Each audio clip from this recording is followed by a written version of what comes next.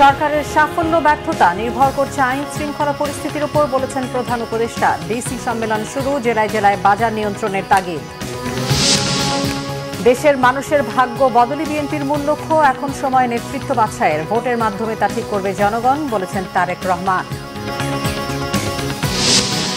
আগামীকাল শুরু হচ্ছে তিস্তা নদী রক্ষা আন্দোলনের ৪৮ ঘণ্টার কর্মসূচি। লালমনিরহাটে উদ্বোধন করবেন মির্জা ফখরুল। মঙ্গলবার সমাপনীতে যোগ দেবেন তারেক রহমান। আখেরি মোনাজাতের মধ্য দিয়ে শেষ হল তুরাগ তীরে বিশ্ব ইজতেমা। দেশ, জাতি ও মুসলিম উম্মার শান্তি সমৃদ্ধি কামনা।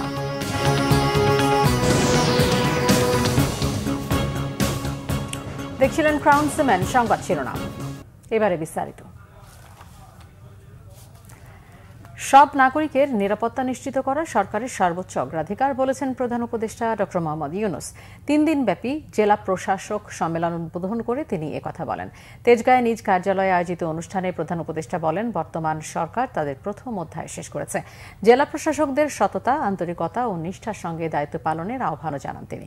বলেন, সারা দেশে আইন শৃঙ্খলা পরিস্থিতি নিয়ন্ত্রণে রাখতে ডিসিদের আরও সতর্কতার সঙ্গে দায়িত্ব পালন করতে হবে।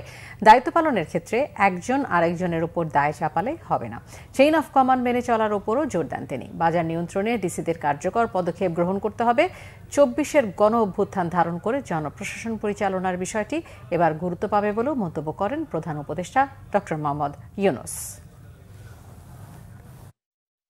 পাসপোর্ট তো আমার নাগরিক অধিকারের একটা অধিকার।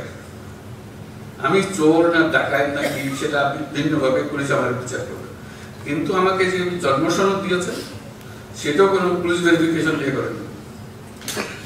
আমাকে এনআইডি দিয়েছেন, সেটাও কোনো পুলিশ ভেরিফিকেশনের জন্য অপেক্ষা করতে হবে। নাগরিক হিসাবে পেয়েছি, এই দেশের নাগরিক।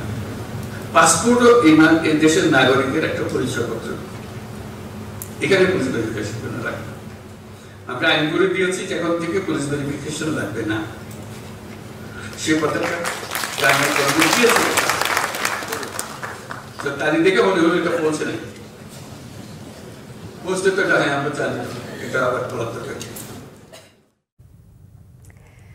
বিএনপির ভারপ্রাপ্ত চেয়ারম্যান তারেক রহমান বলেছেন, তার দলের মূল লক্ষ্য দেশের মানুষের ভাগ্য পরিবর্তন করা। তিনি বলেন, এখন সময় এসেছে নেতৃত্ব বাছাই করার, জনগণ ভোটের মাধ্যমে তা ঠিক করবে বলে আবার উল্লেখ করেন তারেক রহমান। আহমেদ সারওয়ারের রিপোর্ট। দীর্ঘদিন পর দলের নেতা নির্বাচনে সম্মেলনের আয়োজন করে নড়াইল জেলা বিএনপি। রবিবার নড়াইল জেলা বালক বিদ্যালয় মাঠে অনুষ্ঠিত সম্মেলনে ভার্চুয়ালি যোগ দেন দলের ভারপ্রাপ্ত চেয়ারম্যান তারেক রহমান। সম্মেলন পূর্ব সমাবেশে তারেক রহমান বলেন, এখানে যে কাউন্সিলররা আছেন তারা হচ্ছেন শহীদ জিয়ার সৈনিক, বেগম খালেদা জিয়ার সৈনিক, যাদের অন্তরে ছিল শুধুই বাংলাদেশ এবং বাংলাদেশের মানুষ। যে কোনো মূল্যে জনগণের আস্থা অর্জন করতে নেতাকর্মীদের প্রতি আহ্বান জানান তিনি। সামনের দিনে আমরা বাংলাদেশের মানুষের আস্থা অর্জনের মাধ্যমে ৩১ দফার আলোকে আমরা দেশকে গড়ে তুলব। কারণ আমাদের সামনে এখন একটি প্রায়োরিটি, আমাদের সামনে এখন একটি লক্ষ্য, একটি উদ্দেশ্য, সেটি বাংলাদেশকে পুনর্গঠন করা, বাংলাদেশের মানুষের ভবিষ্যৎকে গড়ে তোলা, বাংলাদেশকে রাষ্ট্র ব্যবস্থাকে আবার মেরামত করা। আমাদের সামনে এখন লক্ষ্য একটি, উদ্দেশ্য একটি, বাংলাদেশকে পুনর্গঠন করা, বাংলাদেশের মানুষের ভাগ্যের পরিবর্তন করা। তারেক রহমান বলেন, বিএনপি চেষ্টা করছে দেশের মানুষের দায়িত্ব পালন করার, সময় এসেছে দেশকে গড়ে তোলার। তাই ২.৫ বছর আগেই বিএনপি ৩১ দফা উপস্থাপন করেছেন বলেও জানান তিনি। বাংলাদেশের মানুষের গণতান্ত্রিক অধিকার, রাজনৈতিক অধিকার, অর্থনৈতিক অধিকার প্রতিষ্ঠা করার সময় এবং সুযোগ এসেছে। অর্থাৎ যেই প্রক্রিয়ার, গণতান্ত্রিক প্রক্রিয়ার মাধ্যমে বাংলাদেশের মানুষ তাদের ভবিষ্যৎ নেতৃত্বকে, কারা এই দেশের নেতৃত্ব দিবে, কারা বাংলাদেশের মানুষের রাজনৈতিক অধিকারকে প্রতিষ্ঠিত করবে, কারা বাংলাদেশের মানুষের, সাধারণ মানুষের, প্রান্তিক মানুষের অর্থনৈতিক মুক্তি অর্জনে সহযোগিতা করবে, সেই নেতৃত্বকে বাছাই করার সময় এসেছে। এবং সেটি কি, কোন প্রক্রিয়া? গণতান্ত্রিকভাবে, অর্থাৎ ভোটের প্রক্রিয়ার মাধ্যমে, জাতীয় নির্বাচন বা ভোটের প্রক্রিয়ার মাধ্যমে বাংলাদেশের মানুষ সেই নেতৃত্বকে বাছাই করে নেবে। যে কোনো মূল্যে নেতাকর্মী সবাইকে ঐক্যবদ্ধ থাকার উপর গুরুত্ব আরোপ করেন বিএনপির ভারপ্রাপ্ত চেয়ারম্যান তারেক রহমান। ভবিষ্যৎকে। আহমেদ সরওয়ার, বাংলা ভিশন, ঢাকা। বিএনপির মহাসচিব মির্জা ফখরুল ইসলাম আলমগীর বলেছেন, গণতন্ত্রের বিকল্প নেই। গণতন্ত্রকে প্রাতিষ্ঠানিক রূপ দিতে হলে নির্বাচনই একমাত্র পথ। ভবিষ্যৎ প্রজন্মকে আরও সামনে এগিয়ে নিতে আরেকটি সংগ্রাম শুরুর আহ্বান জানান তিনি। বিকেলে ঠাকুরগাঁও জেলা বিএনপি আয়োজিত জেলা স্কুল বড় মাঠে জিয়া স্মৃতি ফুটবল টুর্নামেন্টের উদ্বোধনী অনুষ্ঠানে প্রধান অতিথির বক্তব্যে তিনি একথা বলেন। মির্জা ফখরুল আরও বলেন, একটা ভূমিকম্প হয়ে গেছে। তরুণরা যেভাবে একটা ছাত্র জনতার ঐক্য সংগঠিত করে নতুন বাংলাদেশ নির্মাণের সুযোগ করে দিয়েছে, সেই সুযোগ নিতে হবে। এটা শুধু রাজনীতির ক্ষেত্রে নয়, খেলাধুলা, সংস্কৃতি, সব ক্ষেত্রে। যেভাবে একটা ছাত্র জনতা অভ্যুত্থান সংগঠিত করে আমাদেরকে নতুন বাংলাদেশ নির্মাণ করবার সুযোগ সৃষ্টি করে দিল, সেই সুযোগটা যেন আমরা গ্রহণ করি। শুধু রাজনীতির ক্ষেত্রে নয়, সেটা আমরা সর্বক্ষেত্রে, খেলাধুলা, সংস্কৃতি, আমাদের জীবন, সামাজিক জীবন, শিক্ষা ক্ষেত্রে, স্বাস্থ্য ক্ষেত্রে, সর্বক্ষেত্রে যেন আমরা একটা নতুন বাংলাদেশ দেখতে পাই। তিস্তা বাঁচাতে এবার শক্ত আন্দোলনে নামছে উত্তরের নদী পাড়ের মানুষ। ৪৮ ঘণ্টার বিরতিহীন কর্মসূচি ঘোষণা করেছে তিস্তা নদী রক্ষা আন্দোলন। এ নিয়ে আগামীকাল লালমনিরহাটের তিস্তা পয়েন্টের কর্মসূচির উদ্বোধন করবেন বিএনপি মহাসচিব মির্জা ফখরুল ইসলাম আলমগীর। সমাপনীতে যোগ দেবেন ভারপ্রাপ্ত চেয়ারম্যান তারেক রহমান। রংপুর থেকে জুয়েল আহমেদের রিপোর্ট। নানা ছন্দে আন্দোলনের বার্তা পৌঁছে দেওয়া হচ্ছে জেলায়। সভা, সেমিনারে উদ্বুদ্ধ সাধারণ মানুষ, স্বেচ্ছায় ঘাম ঝরাচ্ছে তরুণরাও।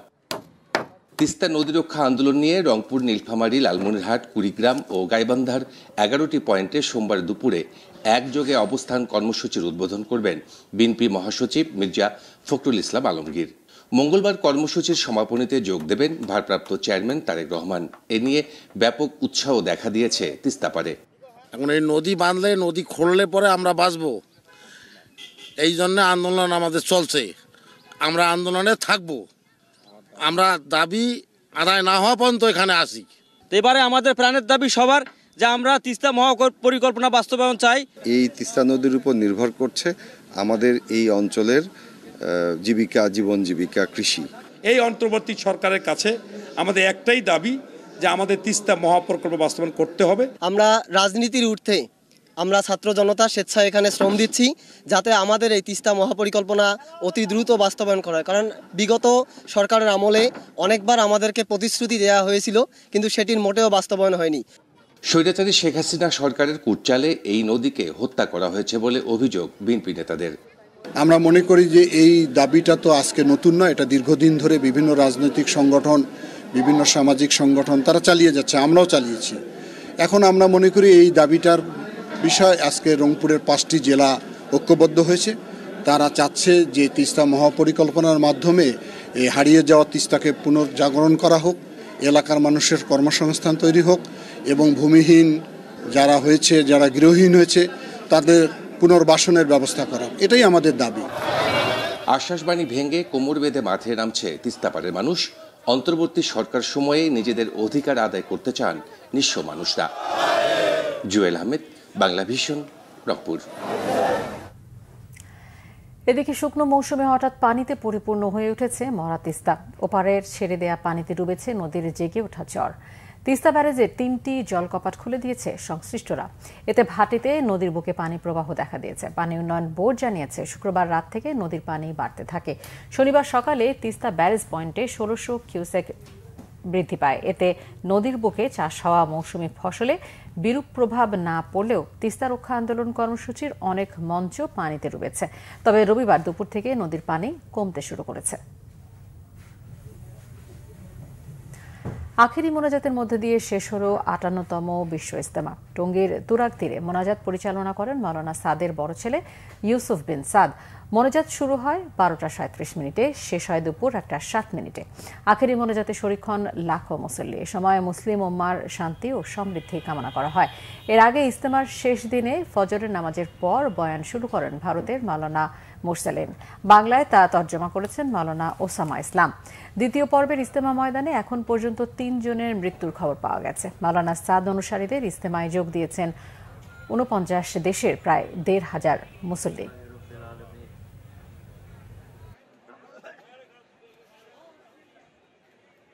জামাত হয়। রাস্তা বের হয়ে শহীদ হয়েছে, আর আবার যদি হায়াত এজন্য বায়াত হলো কেন যাবে? আল্লাহর রাস্তা বের হওয়ার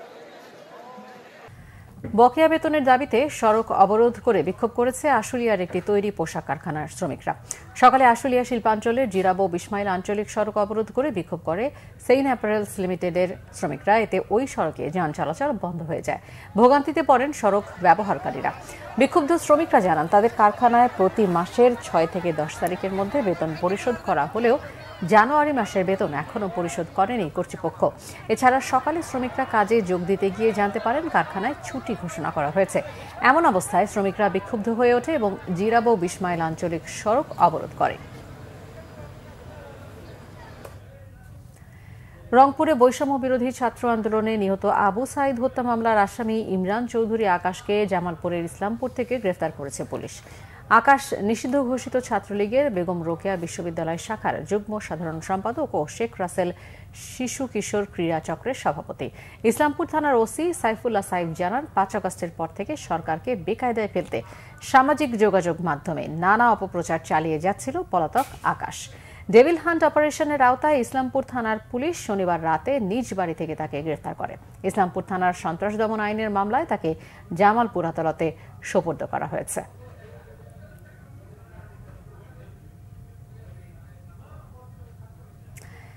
গাজীপুরে আলাদা সড়ক দুর্ঘটনায় 5 জন নিহত হয়েছেন। কুষ্টিয়ায় বালুবাহী ট্রলি চাপায় প্রাণ গেছে স্কুল ছাত্রের।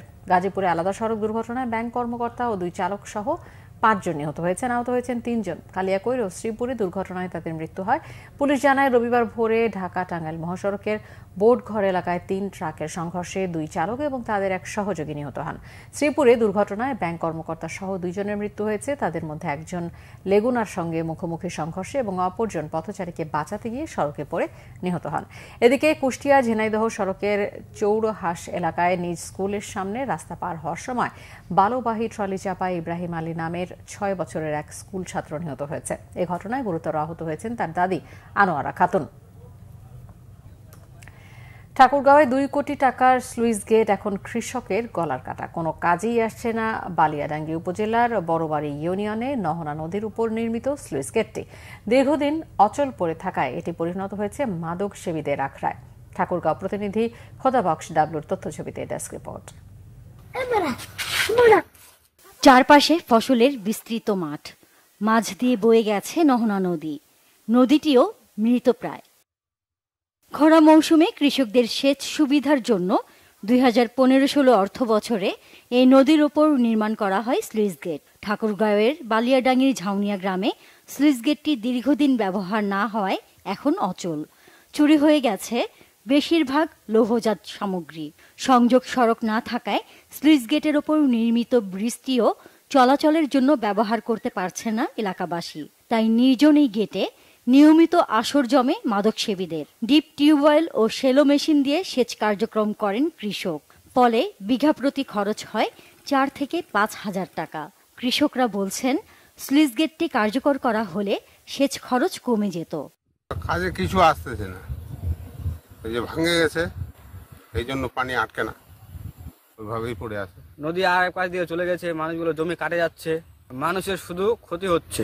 স্লুইস গেটটা ঠিক করলে আমরা সব দিক দিয়েই মানে পানি টানি এবং রাস্তা হলে যানবাহন চলাফেরা সব দিক দিয়ে আমাদের সুবিধা হবে। স্লুইস গেটটা যে জায়গায় হয়েছে সেই জায়গায় নদী নাই, নদী না হওয়ার কারণে অত লাভবান হচ্ছে না আমাদের। নদীর বাইরে আছে এই স্লুইস গেট, নদীর মাঝখানে নাই। নদী তো এখন চলে গেছে ব্রিজের পুরো পাশে। পূর্ব দিকে ভাঙা আছে, আবার পশ্চিম দিকেও ভাঙা আছে, আর পানি আটকানোর কোনো ব্যবস্থা এখানে নাই। সংশ্লিষ্টরা বলছেন, আকস্মিক বন্যায় নদীর গতিপথ বদলে যাওয়ায় গুরুত্ব হারিয়েছে স্লুইস গেটটি। চুরির বিষয়টা আসলে একটু কঠিন বিষয়, তবে আমরা ইয়ার সাথে কথা বলেছি সমিতির সদস্যদের সাথে, মূল কমিটির সাথে। তারা এই ব্যাপারে কড়া পদক্ষেপ নেবেন। এবার আমরাও অ্যালার্ট করে দিচ্ছি বারবার, তারা অ্যালার্ট হয়েছে বা হবে ইনশাআল্লাহ। আমাদের সরকারি একটা স্থাপনা এখানে, যেটা সরকারি অর্থ ব্যয় হয়েছে, অবশ্যই এটা ডিপার্টমেন্টের দায়িত্ব আছে এটা মনিটরিং করা, সেটা আমরা করছি। কৃষকদের সেচ সুবিধা নিশ্চিত করতে দ্রুত এটি সংস্কারের আশ্বাস দিয়েছেন পানি উন্নয়ন বোর্ডের নির্বাহী প্রকৌশলী। এই নদীগুলো এতদিন আমাদের দৃষ্টিগোচর না হয় এই নদীগুলোতে উন্নয়ন প্রকল্প নেওয়া সম্ভব হয়নি। যেহেতু নদীগুলো আমাদের এখন দৃষ্টিগোচর হয়েছে, এই নদীগুলো টেকসই ব্যবস্থাপনার লক্ষ্যে আমরা উন্নয়নমূলক প্রকল্প গ্রহণের জন্য আমরা পরিকল্পনা গ্রহণ করছি। স্লুইস গেটটি ব্যবহার উপযোগী করতে কর্তৃপক্ষের উদাসীনতায় ক্ষুব্ধ কৃষকরা। Bangla vision news desk. দেশের বিভিন্ন জায়গার আরো কিছু খবর নিয়ে এবারে রয়েছে ডেস্ক রিপোর্ট। মহান মুক্তিযুদ্ধের সর্বাধিনায়ক অবসরপ্রাপ্ত জেনারেল MAG ওসমানীর 41তম মৃত্যুবার্ষিকী পালন করছে বাংলাদেশ সেনাবাহিনী। সিলেটের শাহজালাল রহমতুল্লাহি আলাহির মাজার প্রাঙ্গণে মরহুমের সমাধিস্থলে শ্রদ্ধা জানান Sylhet area major general Assam রিদাউনুর Rahman. এ সময় বাংলাদেশ সেনাবাহিনীর একটি চৌকস দল গার্ড অব অনারের মাধ্যমে তাকে সম্মান প্রদর্শন করে।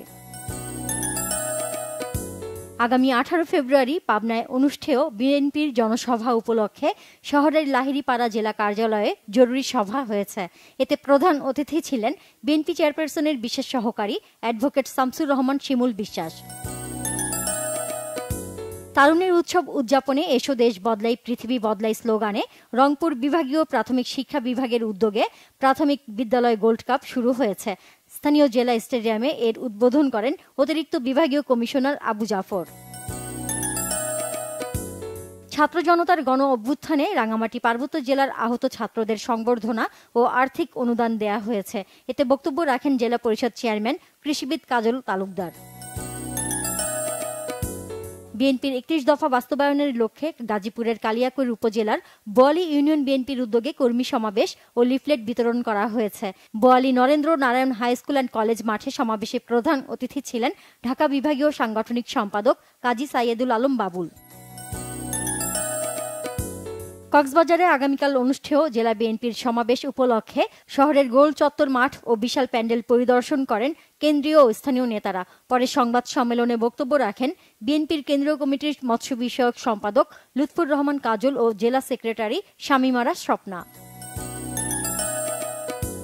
হবিগঞ্জে তারেক পরিষদের কর্মী সমাবেশ হয়েছে। পৌরসভা মাঠে এতে বক্তব্য রাখেন হবিগঞ্জ জেলা বিএনপির যুগ্ম আহ্বায়ক হাজী এনামুল হক ও জেলা যুবদলের সদস্য সচিব শফিকুর রহমান সহ অনেকে।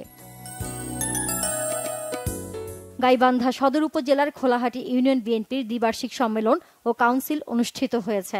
এর উদ্বোধন করেন সদর থানা বিএনপির ভারপ্রাপ্ত আহ্বায়ক মোহাম্মদ নুরুল আজাদ। ব্রাহ্মণবাড়িয়া নাসিরনগর উপজেলার ঐতিহ্যবাহী ফান্দাউক দরবার শরীফের 2 দিনব্যাপী বার্ষিক ইসালে সাওয়াব আজ বাদ ফজর মিলাদ ও আখিরি মোনাজাতের মধ্য দিয়ে শেষ হয়েছে। মোনাজাতে মুসলিম উম্মার জন্য ফরিয়াদ করেন দরবার শরীফের বর্তমান পীর ও বাংলাদেশ আঞ্জুমানে খাদিমুল ইসলামের আমির মাওলানা মুফতি সৈয়দ সালেহ আহমদ মামুন আল হুসাইনি। বিশ্ববিদ্যালয় স্কুল ও কলেজের শিক্ষার্থীদের নিয়ে জয়পুরহাটের পাঁচবিবিতে মতবিনিময় ও আলোচনা সভা হয়েছে।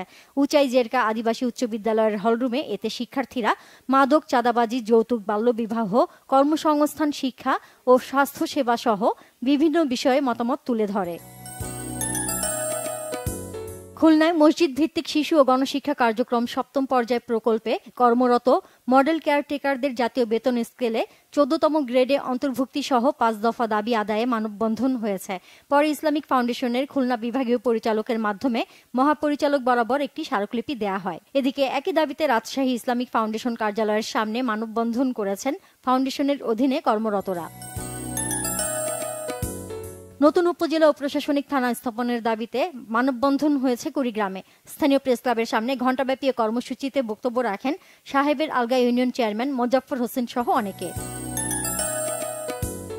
জ্বালানি নীতি সংস্কারের দাবিতে ময়মনসিংহে মানববন্ধন করেছে পরিবেশবাদী সংগঠন অনন্যচিত্র ফাউন্ডেশন ও coastal livelihood and environmental action network clean.